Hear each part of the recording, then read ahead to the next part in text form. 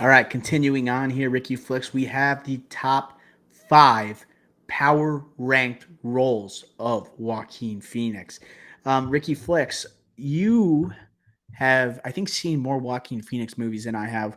We have the same core, I think, overall favorite movies, but I'm interested if we're making a joint list, which I figured we are. I might lean on you for one role, especially that I think could crack the top five, but I have not seen. Okay, go on. So I've not seen. You want me to say what it is? I haven't seen Inherent Vice, a movie I've always wanted to see. I know we did the PTA draft, right? Yep. One of our we only saved those drafts for very or rankings. We did both. I think we did rankings for PTA. We only Mhm. saved those for very unique personas and high profile. And that was the one I was like, that was the one PTA movie I hadn't seen, and therefore I couldn't contribute conversation there. And I haven't seen it since, and I haven't caught up. Like I said, I promised I would. Right? I'm not usually a man of broken promises, but I am here. So you'll have to guide me here. Did that crack your top five? It did not. No. Okay, good. So do you want to start off with what your number five is, and I'll say whether I had it, and then we'll go from there? Yeah, I think our lists are gonna be different. As in like similar names. Like we might have the same five performances, movies, but completely different order. Um my number five, all right, is Gladiator, Commodus.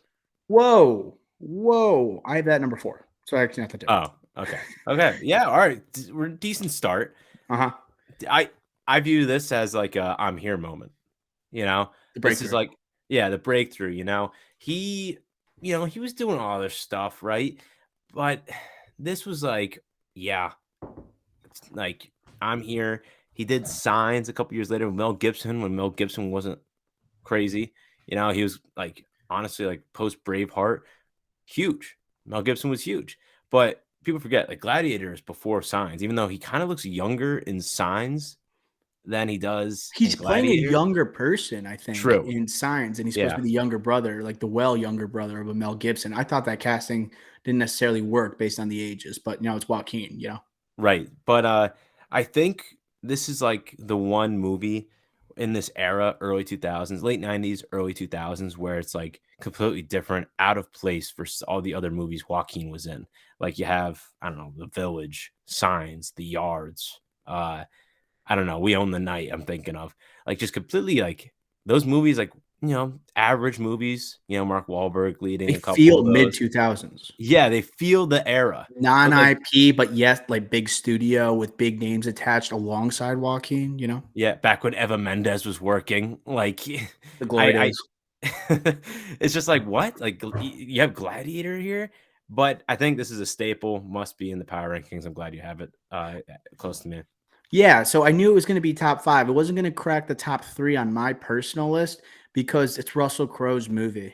Right. It's like it's not like there's so many movies where it is all Joaquin and the movie hinges upon his shoulders. Gladiator is not that movie, although he makes a significant contribution that definitely deserves to be on this list. Like you can even say like Ridley Scott meant more to Gladiator like than Joaquin Phoenix. Sorry, I almost forgot the person we're doing the rankings for. Why don't I say what my number five was? I'm going to see who's on your list. Okay. My number five is Amazon movie, You Were Never Really Here. And this movie, it's like it kind of has like a Taxi Driver feel with like the young person who's like in this like this in the sex trade background, and then like you have this him isolated, also like ostracized, has no friends. Joaquin, hitman, right? That's not he's like a hitman that's not like in great shape. He just like gets the job done, gritty type of performance. And this is a movie I don't think is widely seen by a lot of people, but it's one of my favorites, and I think it's actually a beautifully shot movie for one that like doesn't get credited as such. It's more just about Joaquin's a hitman who's looking after this little kid, almost like what's it called, Denzel, Man on Fire Yeah, Man on type Fire. thing. But I think this is. I mean, I put it up. I put these two movies in the same category. I had that as not my number five. Did you have that? No, I did not have it.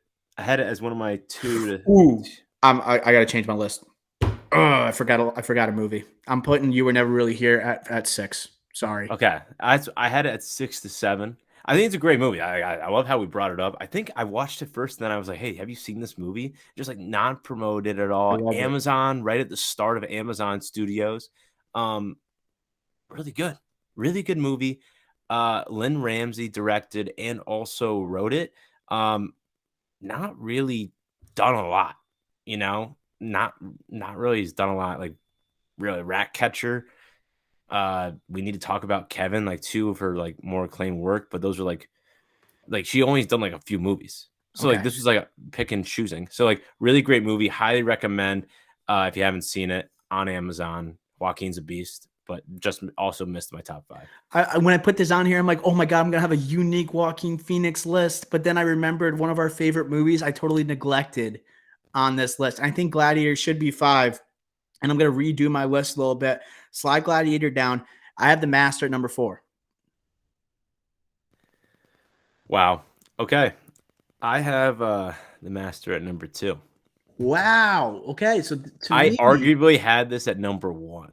well, I first of all 5 of these roles he has, he's Yeah, yeah. spectacular in, Especially right? the 4 I think we're going to talk about. Like, and I think The Master, I almost view it similar to Gladiator. I actually think Philip Seymour Hoffman was the better performer than Joaquin, but not by much, right? They play off each other so well. Honestly, they're pretty much at the same level. They're just doing such different things. Like a convincing cult leader versus the guy that's like post World War II, the type of guy who has all these vices that is most likely to succumb to one of these cults and trying to find a belonging, right? Once again, an ostracized Joaquin Phoenix. Him as Freddie Quell, it's someone that is violent, unpredictable, horny all the time. Like he is covering the gamut. He's got the unique accent, and I don't blame you for having it at number 2. We'll say it makes the list. How about that? Right? Maybe we'll put it at number 3 for now. Yeah, I understand your Philip Seymour Hoffman argument, but I think that's now getting overblown. Rest in peace to the great Philip Seymour That Hoffman. slap scene, I I lie agree, detector. but Oh I my think god. just the entire movie, like again, like this is like the movie where like Joaquin announced his like comeback, really, and he just did something out of this world, wacky, weird movie, and he's like that the entire movie, yet controlled in some of the most intense scenes. And also like the romantic scenes, low key with him, not really romantic, but if you catch my drift there, if you've seen the movie, I think it's a total package of a performance. That's why I have it so high. Yeah, he covers the gamut, like I was saying. Like it shows the range here, and literally, he is your guy if you're looking to do something. You want to cast like an oddball, like in your movie. It was because of The Master, where everybody's like, Joaquin's your guy. Whoa, whoa, Yeah, yeah. just like it's very convincing how much of a nut job he is in that movie. Let's go to your number 4 and see if we line up because I'm interested now to what it looks like. My number 4 is Joker, Arthur Okay, Fleck. Jesus, Ricky. I'm telling you, This like I think we're different. Oh man, maybe we gotta maybe we just gotta have 2 separate lists because this is nuts. Because like Joker is, yeah, I put it at 1. I think we're just gonna have 2 separate lists, right? Are we okay with that? Yeah. Let's. How about we go through our list and see if we could come to an agreement at the end. If we can't, then we can't. All right. So why don't you just fire it off here? Gladiator, Joker is then great. Gladiator. Gladiator 5, Commodus. Then I Yep. got Arthur Fleck, Joker 4. Great performance, got him his Academy Award. But it's the classic, not his best performance, but he got the Academy Award for it. And I think it's a culmination of like the Master and her, a combo of the two, which you could use it as an argument why it's his best. But then again, IP from IP, I think that's a big separator was because this wasn't necessarily direct correlation to IP. But again, I think the movie kind of draws it back for me personally to make it higher than the other movies that I have higher than it. So, one being The Master. So that's why I have it at 4, not necessarily because of the performance, because of the movie. Okay. So you view Joker kind of like what The Revenant is for Leo. Yeah, that's a good comp Yeah. analogy. So, um, yeah, because like this is the one where he is fully committed.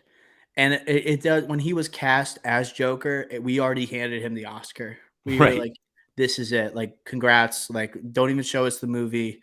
Right? But it lined up too perfectly, and that movie gets a lot of flack, right? For the politics of it all, like the way it adapt, like the themes of the movie, what it says about mental illness. Do we champion this type of character the way it's a Batman character? They're trying to do something really different with it. Is it going to be accepted?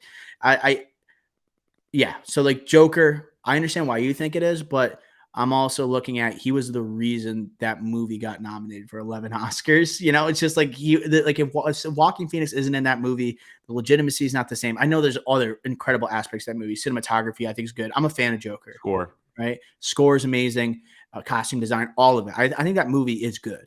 All right, I don't. Yes, it's good.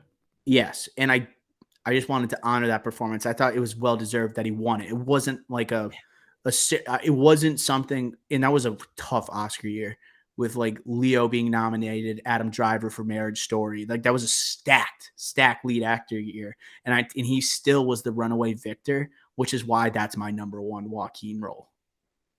And that's It's where he was. crazy to think about But that year. he was the top of the world. Like he was the top of the world after that movie. Like it's just like we almost said, "You're now the guy."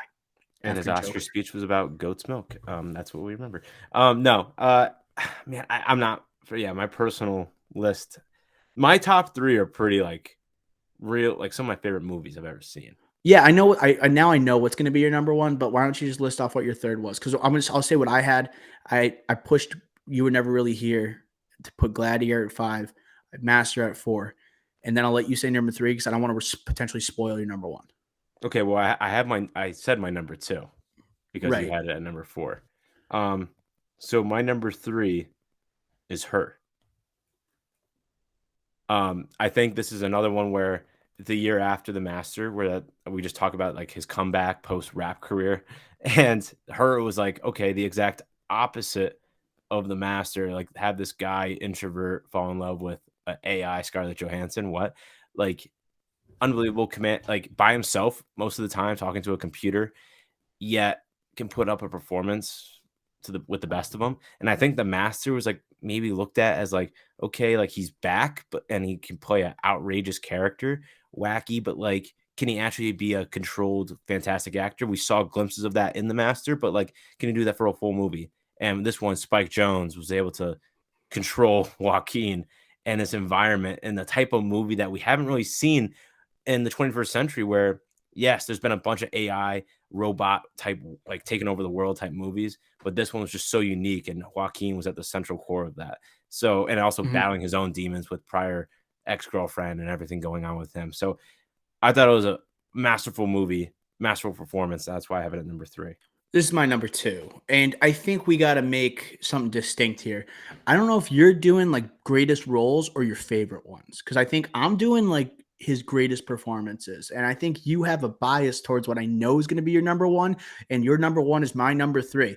But I have her at number 2 because it is so hard to hold the screen with a phone that's speaking with Scarlett Johansson's voice that's maybe there on screen.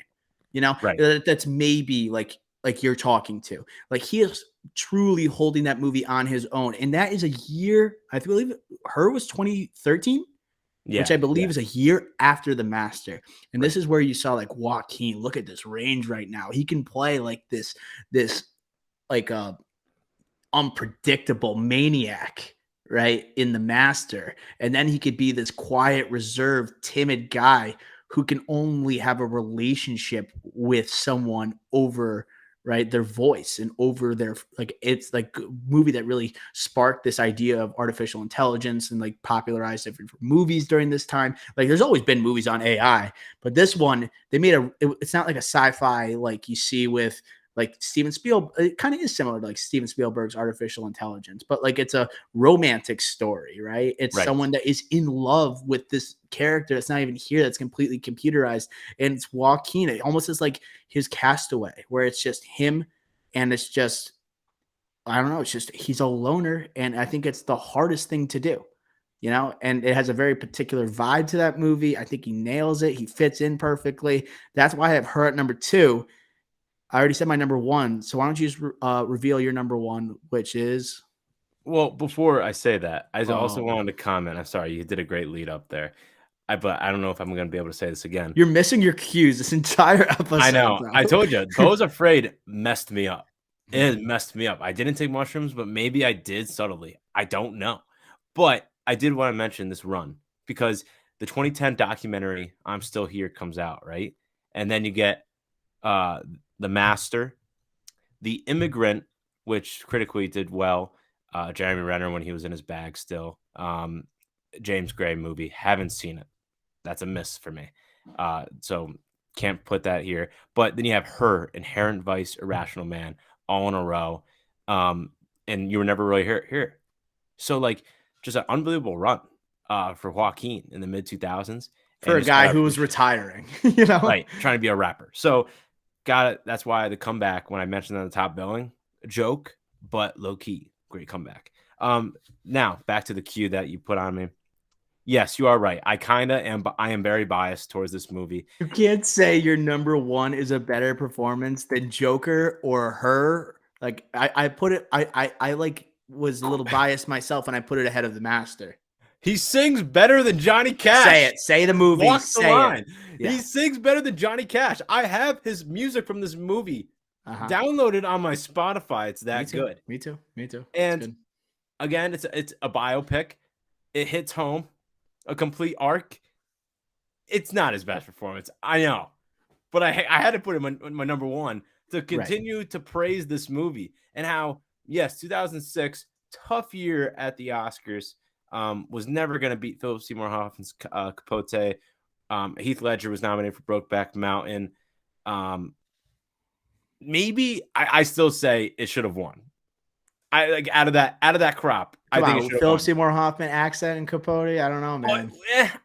Accent. He sang Johnny Cash better than Johnny Cash. But it's Philip Seymour Hoffman at that stage. Like you're not going to beat Philip Seymour Hoffman. I know that's what I'm saying. Who's deserved like, an Oscar at this point of his career. I know, but like if we were doing best performances of the year, this would have been his first one, and then maybe he would have won for like Her, like, and then he would have won for Joker too. Like whatever. I'm digressing. Yes, it's not his best. That's why like I would have succumbed. Like if we're doing a combined one, I would have had this down lower, like for sure, probably at 3. I would push this down to 3 for you.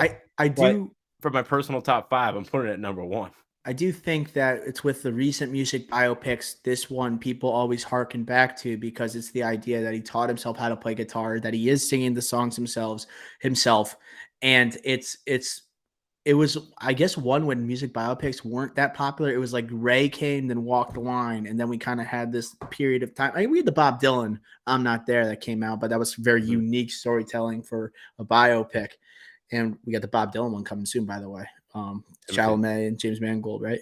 So I just think like people look upon that role and see how hard it was. And I do think it was difficult. Like, it's not like it's not like Johnny Cash was like this insane guitarist, right? He's playing pretty simple when he's up there. But it's just the fact that like that movie, it was Reese Witherspoon wins an Oscar, but then you start to think, well, Joaquin, was he kind of better as Johnny Cash than she was as June Carter? Therefore, is this one of his best roles? It's obviously in the top 5 in my eyes.